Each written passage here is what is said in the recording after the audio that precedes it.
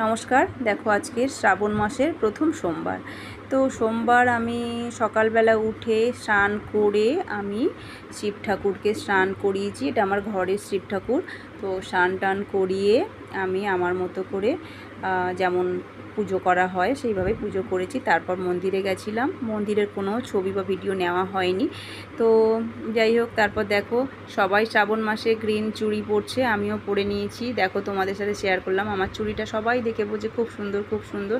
সবাই সাধারণত কাঁচের চুড়ি পরে, তো আমারটা কাঁচের না। দেখো সত্যি খুব সুন্দর দেখতে। তো তোমাদের সাথে শেয়ার করলাম চুড়িটা কেমন দেখতে বা কেমন লাগছে আমাকে তোমরা জানাও কমেন্ট বক্সে। আর দেখো তারপরে আমি শুধু কাঁচের চুড়ি পরিনি, কাঁচের চুড়ির সাথে আমার হাতের নেল পলিশ গ্রিন কালারের আছে। তো আমার কানের ইয়াররিংটাও আমার গ্রিন কালার। তো আমি এগুলোই পরেছি। পরে আজকের দিনটা এইভাবেই আমার কাটছে আর কি। তো কাজও আছে, তার সাথে কাজও চালাচ্ছি বা বেরোতে হবে, তো সেটা কথা না।